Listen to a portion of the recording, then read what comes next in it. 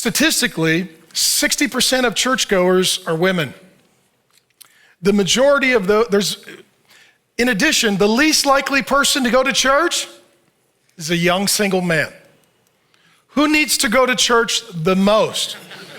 A young single man, right? So the question is, well, why are they not in the church? I'll give you a few reasons. Number one, how do I say this? Let me explain it to you culturally. What has happened historically in our nation has affected the church, and that is, in many generations, all the young men left the country to go to war. So you take all the young men out, or many of the young men out, and I pulled it up. At the end of World War II, and I would say that's an example of Satan's sons against God's sons. It's literally a war against good versus evil, which I think explains much of human history.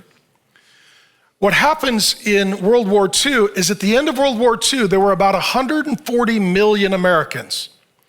And there were over almost 13 million in active duty military service. That's around 9% of the whole population of America is in the military going to war. So guess what? The young men are gone. They're gone. And what the young men do, they join the military, where true or false, they get strong male leadership and brotherhood. I mean, have you been in the military? This is what I'm told. Strong male leadership and brotherhood. Meanwhile, back at home, who's left in church? Women and children. Women and children.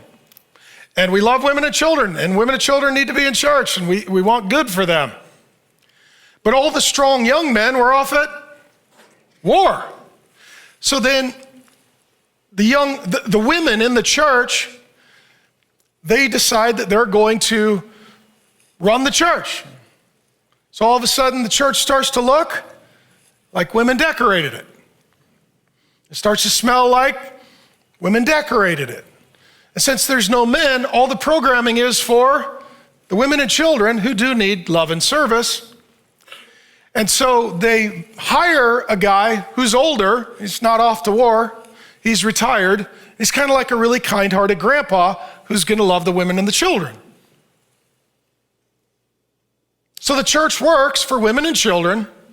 Now they need to find a guy to lead worship. This is where it gets offensive. And all the men, the strong men, are off at war. So we'll find a really nice guy, and he can lead the worship. So the least masculine guy leads the worship. Not criticizing, I'm just observing. Skinny jeans, deep V-neck, frosted tips, unemployed, profoundly emotional. Not a voice quite like mine, okay? So in the Old Testament, the worship leader was a guy named David, who also was good at killing people, okay?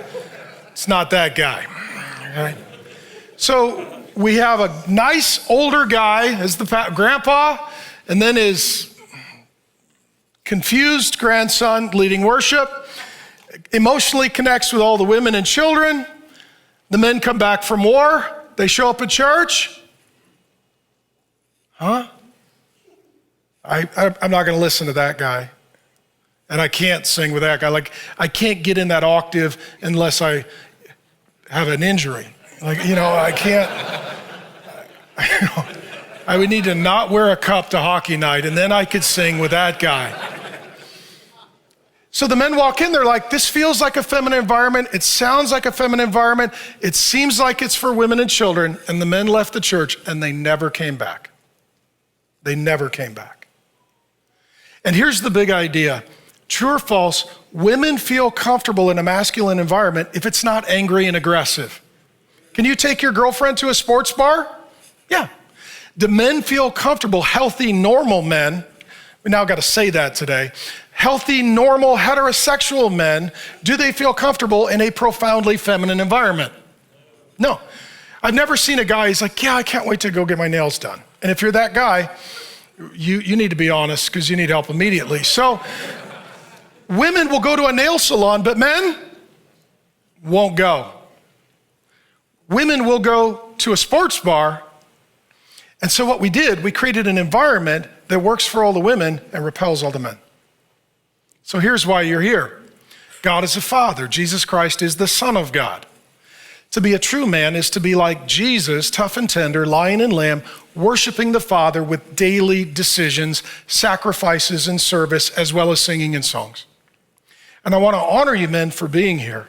And this is the whole reason we do this ministry. We're trying to create an environment where men can learn what it means to be sons of God and worship to become like their Father. Howdy, Pastor Mark here. Thanks for viewing the clip. And if you'd like the entire sermon, we've got it ready to go.